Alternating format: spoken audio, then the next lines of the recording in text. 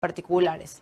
Uno de ellos es el caso en que el imputado en el proceso penal no comparece por su propia voluntad, sino que es llevado por la fuerza pública en forma coactiva al proceso judicial. Otro de los supuestos es el supuesto de la rebeldía en el proceso civil, en el cual el demandado no comparece y no constituye domicilio, o sea que no comparece por su propia voluntad. Después apareció la teoría de cuasi-contractualistas. Esta teoría del cuasi-contractualismo intentó superar lo que era la teoría contractualista y, digamos, buscó buscar la génesis o la naturaleza jurídica del proceso judicial en una de las fuentes de las obligaciones que resultaron menos imperfectas, que fue el cuasi-contrato. Hasta ese momento teníamos 4 fuentes de las obligaciones: el contrato, el cuasi-contrato, el delito y el cuasi-delito. La ley no era considerada fuente de las obligaciones. Después tenemos las teorías científicas públicas. La primera de ellas es la teoría de la relación jurídica de von Bülow. Von Bülow dice que el proceso judicial es una relación jurídica procesal independiente de la relación jurídica sustancial o de fondo. A su vez, von Bülow habla de lo que son los presupuestos procesales, que es un tema muy importante de este bloque, y que los presupuestos procesales son la capacidad de las partes, la competencia del juez y los requisitos formales de la demanda en un proceso civil, laboral, o de familia, o de la acusación penal. Después tenemos la teoría de la situación jurídica, que es de Goldschmidt. Este autor niega la existencia de una relación jurídica procesal, como decía von Bülow, y hace referencia a la existencia de una situación jurídico-procesal. La situación jurídico-procesal está dada por las expectativas que tienen los particulares de obtener el dictado de una sentencia favorable que acoja su pretensión. Goldschmidt habla también de los presupuestos, de las categorías procesales. Las categorías procesales de los de común derecho, una carga procesal como un imperativo del propio interés, los deberes, las facultades. Después tenemos la teoría de la institución jurídica de Wasp, que Wasp acá habla que la naturaleza del proceso judicial está dado por una institución jurídica, una organización, en donde hay un conjunto de voluntades. Ese conjunto de voluntades, actividades, los sujetos que intervienen en el proceso, convergen a la formación de una idea común objetiva. Cuando Wasp hace referencia a lo que es la idea común objetiva, está haciendo referencia a los fines del proceso, que ya antes enunciamos cuando hablamos de los elementos externos, o sea, del elemento teleológico del proceso judicial. ¿Qué son los fines del proceso?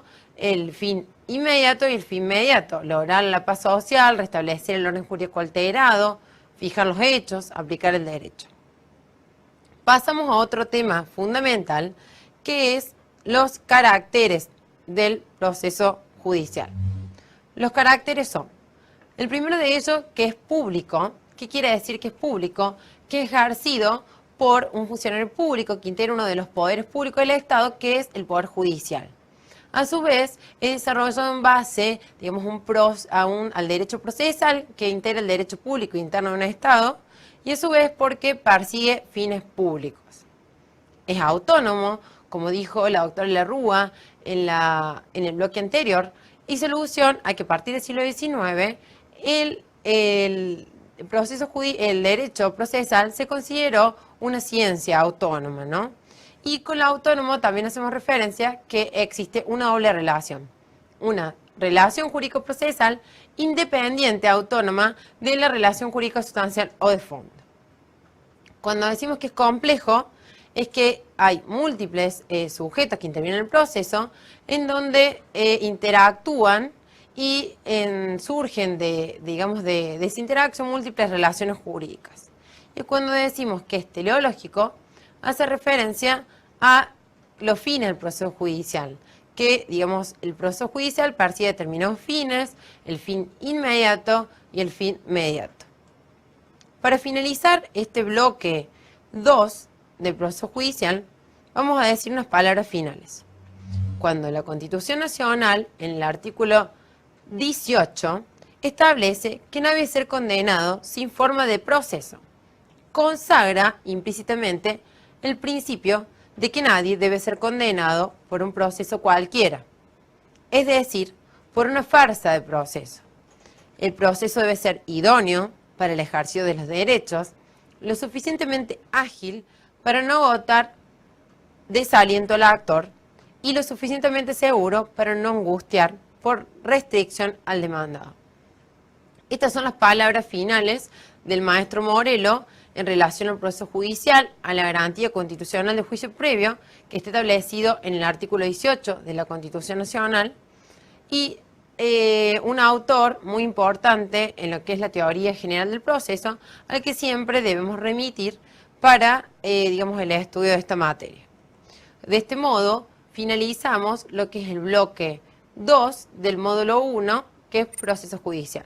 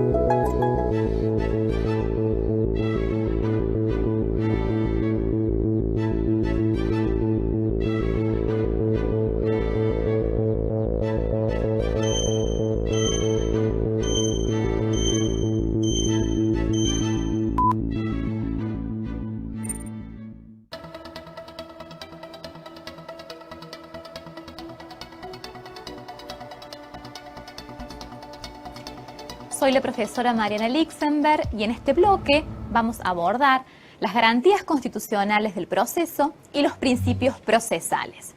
Los objetivos que nos proponemos alcanzar en este bloque son los siguientes: identificar las garantías constitucionales que inspiran las normas procesales, reconocer la vigencia de cada garantía constitucional en cada tipo de proceso en particular, vale decir en el proceso civil, penal, laboral, de familia, distinguir los principios procesales y comprender la dimensión y funcionamiento de cada principio procesal. Intentemos ahora concretar estos objetivos. Analicemos la primera garantía constitucional de neto corte procesal que cobre vigencia en los códigos de procedimiento, la garantía de independencia del Poder Judicial. ¿A qué alude esta garantía?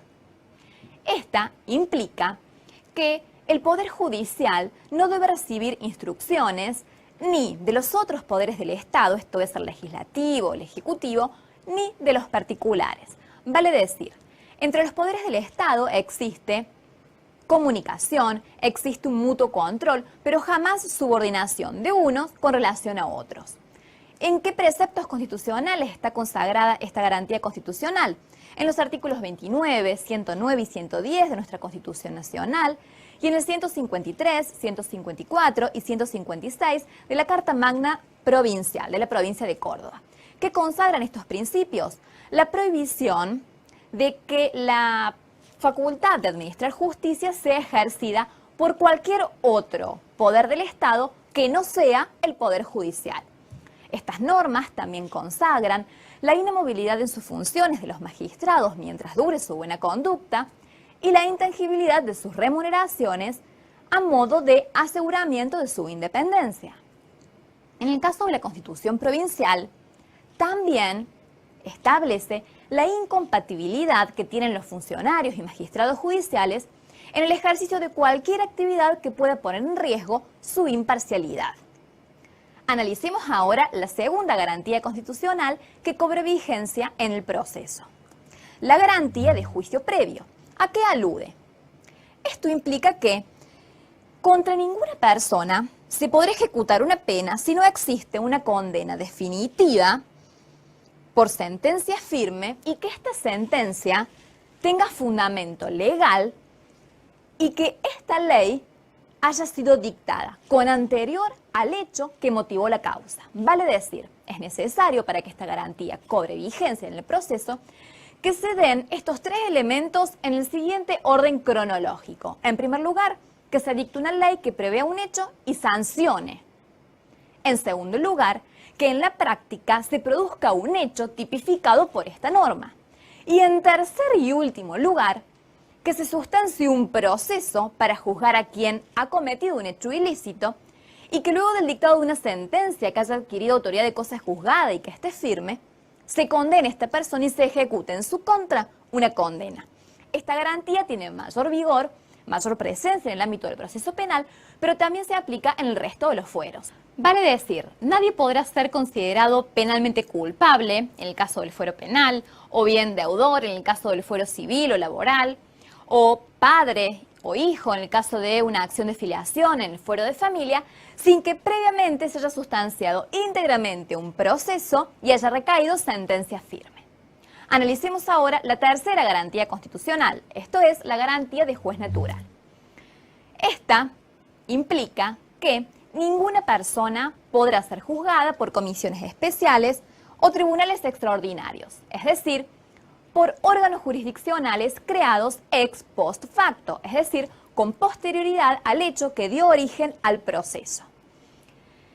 ¿Y creen ustedes que los tribunales de disciplina de los colegios profesionales, por ejemplo, es decir, tribunales conformados por pares de las personas que están siendo juzgadas, es decir, una persona va a ser juzgada por otras que pertenecen a su mismo grupo? En este caso, ¿se estará incumpliendo la garantía de juez natural? ¿Qué creen ustedes? No. ¿Por qué no? Porque si un abogado, por ejemplo, incumple con alguno de los mandatos del Código de Ética, será juzgado por el Tribunal de Disciplina, pero por esta violación al Código de Ética. Si además ha cometido un delito penal, será juzgado por ese delito por los tribunales ordinarios. Es por ello que esta clase de tribunales, como los tribunales militares, los eclesiásticos, no implican una violación a la garantía de juez natural. Analicemos la siguiente garantía. Defensa en juicio. Esta es la garantía más amplia. Comprende la posibilidad que tiene todo sujeto procesal que actúa como actor, demandado, imputado, de alegar, probar, impugnar, vale decir defenderse en el proceso. Comprende tanto la defensa material como la técnica. ¿Qué quiere decir esto? Por defensa material entendemos la posibilidad que tienen los particulares de alegar en defensa de sus propios intereses. Y por defensa técnica se entiende la posibilidad de recibir el patrocinio letrado de un abogado, que es obligatorio. En el ámbito del proceso penal, el tribunal debe designar de oficio, en el caso en el que el imputado no haya designado a su letrado, a un asesor jurídico. Existe también, a los fines de que los costos financieros que implique el proceso no constituyan un obstáculo para el acceso a la justicia, la institución del beneficio de litigar sin gasto para quien es carente de recursos económicos y de esta forma puede litigar sin necesidad de adelantar los gastos judiciales. Esta garantía está consagrada expresamente en el artículo 18 de nuestra Constitución Nacional. La quinta y última garantía que vamos a analizar hoy es la de igualdad. Igualdad de todas las personas ante la ley en el proceso. ¿Qué significa? Esta garantía implica que no se puede prohibir a ciertas personas el ejercicio de ciertas facultades procesales que se le conceden a otros en igualdad de oportunidades. Y como dije recién, a los fines de compensar las desigualdades que en la práctica existen entre los distintos habitantes, quienes tienen mayores recursos económicos van a tener mucho más facilidades para acceder a la justicia. Entonces, para compensar estas desigualdades que existen en la práctica, se ha instituido la figura del beneficio de litigar sin gasto y la institución de la asistencia jurídica gratuita. Bien, con esto damos por concluido el análisis de las garantías constitucionales en el proceso. Vamos a analizar ahora los principios que gobiernan la actividad procesal. Ellos son principio de publicidad, oralidad, inmediación, autoridad, bilateralidad o contradicción, economía procesal, adquisición y moralidad. Comenzamos a analizar el de publicidad. Este principio es receptado con mucho mayor vigor en el proceso penal. ¿Por qué? Este proceso indica que todos los actos procesales deben ser conocidos irrestrictamente por las partes para facilitar de esta manera su control. ¿Cómo es receptado en el proceso penal? ¿De qué forma? Bueno, adquiere su mayor vigencia en la audiencia del debate. Esta es oral y pública. Por circunstancias excepcionales, el tribunal puede ordenar que ésta se realice a puertas cerradas mediante resolución fundada. Pero cuando la causal que motivó este hecho desaparece, la audiencia vuelve a ser pública. También se realiza a puertas cerradas cuando lo que se está resolviendo es un delito de acción privada y también cuando el imputado es un menor de 18 años. En el ámbito de los otros procesos, del civil y del laboral, se manifiesta en las audiencias, en la actividad probatoria, en la motivación del fallo. ¿Y por qué digo en la motivación del fallo? Porque en la medida en la que el órgano jurisdiccional exponga los motivos por los cuales ha tomado una decisión, permitirá a las partes ejercer un control sobre lo decidido, vale decir, si no están de acuerdo, impugnarlo. En el ámbito del proceso de familia, se da la excepción, es decir, no rige el principio de publicidad, sino su antítesis, el principio de reserva. Es decir, se priorizan los intereses controvertidos en este fuero y se protege la intimidad de las personas. Por ende, las actuaciones ante el órgano jurisdiccional, ya sea juzgado, cámara de familia o bien ante el asesor letrado, son de carácter reservado. Si bien en el ámbito del proceso penal dijimos que era el lugar en donde mayor vigencia cobraba este principio, el principio de publicidad, existe una excepción en la cual las actuaciones no son públicas. Por ejemplo, cuando se decreta el secreto de sumario. Bien, pasamos a analizar el siguiente principio procesal, la inmediación. Este implica el contacto directo y personal que tiene el órgano jurisdiccional con las partes y los órganos de prueba. En el ámbito del proceso penal, ¿dónde se pondrá de manifiesto en mayor medida? En la audiencia de debate. ¿Por qué? Porque es el momento, la etapa del proceso en la cual el órgano jurisdiccional toma contacto directo con el imputado, su defensor, el Ministerio Público Fiscal, testigos, peritos, es decir, órganos de prueba. En el ámbito del proceso laboral, este principio cobra mayor vigencia en la audiencia de vista de causa. Lo mismo acontece en el ámbito del proceso de familia. En el proceso civil, que es un proceso predominantemente escrito, tiene una vigencia más mitigada. Sin embargo, cobra máxima vigencia en la etapa probatoria, en donde el órgano jurisdiccional está presente al tiempo de recepcionar una confesional, una testimonial, o practica una inspección judicial, una inspección ocular, estando en contacto directo con las partes del proceso y también con el objeto del juicio. Analicemos el principio siguiente, bilateralidad o contradicción. Este principio garantiza que todas las decisiones judiciales van a ser tomadas previo a haber dado igualdad de oportunidades a todas las partes de ser oídas. Es decir, a través de este principio se pone en práctica la garantía de defensa en juicio, la garantía constitucional a la que aludimos recientemente. ¿Cómo ha sido receptado este principio procesal en los distintos fueros? Bien, de la siguiente manera. ¿Cómo una parte se entera que la contraria, por ejemplo, ha presentado una petición en su contra? ¿Cómo se entera el demandado que el actor ha presentado una demanda? Cuando se le notifica del traslado para contestar la demanda. ¿Cómo se entera una de las partes que la contraria ha impugnado? Cuando se le notifica del traslado para que conteste los agravios. Vale decir, a través de la institución procesal de la notificación se pone en conocimiento de todas las partes actos procesales que han sido realizados en el proceso a los fines de que ésta pueda ejercer su derecho de defensa. Cuando esta notificación no se practica o es practicada de manera irregular, echamos mano a la teoría general de las nulidades procesales.